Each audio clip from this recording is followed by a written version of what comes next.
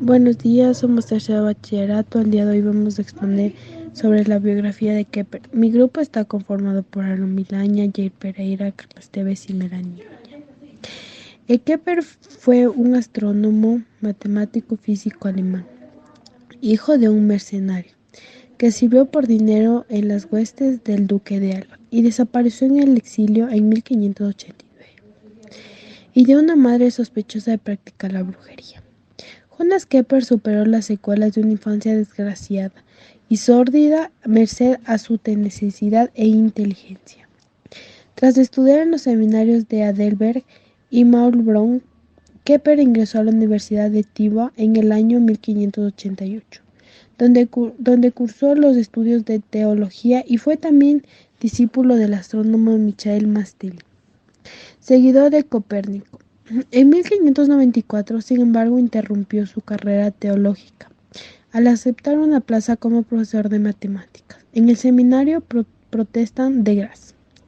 4 años más tarde, unos meses después de contraer un matrimonio de conveniencia, el edicto del archiduque Fernando contra los maestros protestant le obligó a abandonar Austria y en 1600 se trasladó a Praga, invitado por Tycho Brahe. Cuando este murió repentinamente el año siguiente, Kepler lo sustituyó como matemático imperial de Rodolfo II, como el encargo de acabar las tablas astronómicas iniciadas por Brahe, y en calidad de consejero astrólogo, función a la que recurrió con frecuencia para ganarse la vida. Las leyes de Kepler son un ejemplo muy bueno de cómo se combinan diversas ramas de las matemáticas para poder llegar a una conclusión. En este caso se le da la combinación de la geometría, el álgebra lineal, el cálculo diferencial e integral en una y varias variables, etc. Como veremos más adelante. Kepler formuló sus leyes a partir de observaciones hechas por Tycho Brahe de la órbita de Marte. Sin embargo, los recursos científicos de su época no le permitieron probar sus afirmaciones. Fue Newton quien lo hizo después de haber inventado el cálculo diferencial e integral y la fórmula, las leyes de la gravitación universal. En la sección Historia damos una breve historia de la concepción del sistema solar desde ayer, Aristóteles hasta Newton. En la sección Demostración de las leyes enunciamos y aprobamos las leyes de Kepler.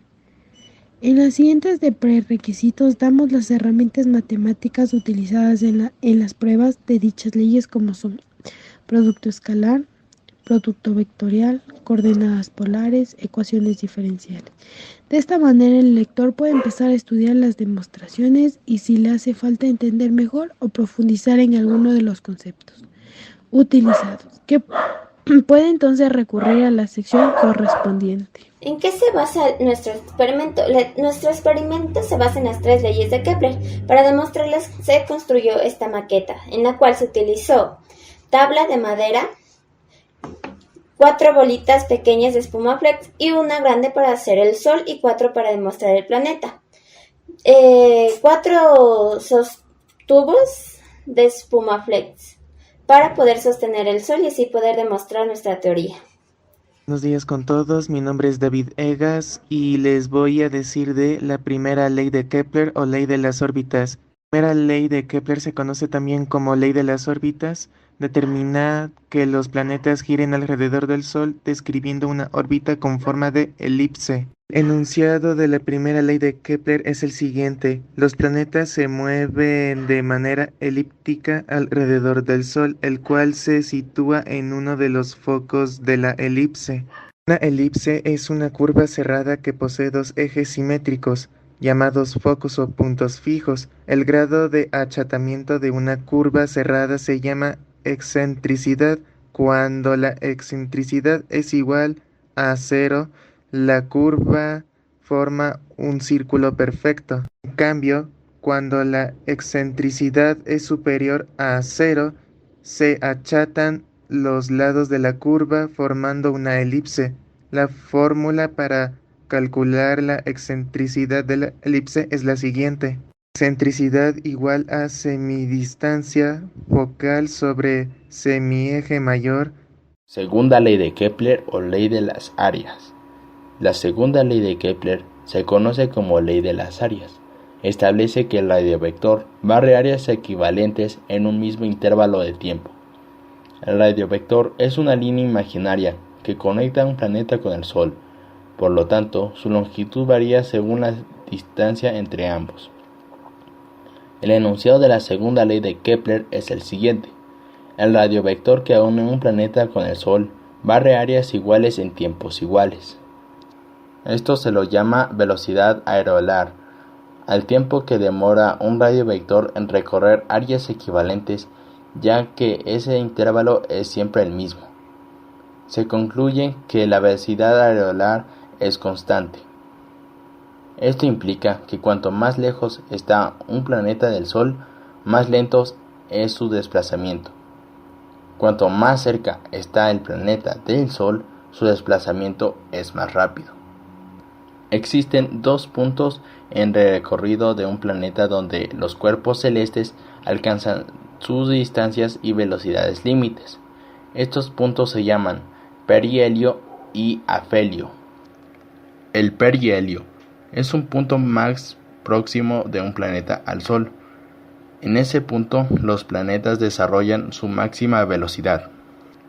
El afelio es el punto más lejano entre un planeta y el Sol. En ese punto, los planetas alcanzan su velocidad mínima. Tercera ley de Kepler o ley de los periodos. La tercera ley de Kepler se conoce como ley de los periodos o ley de las armonías.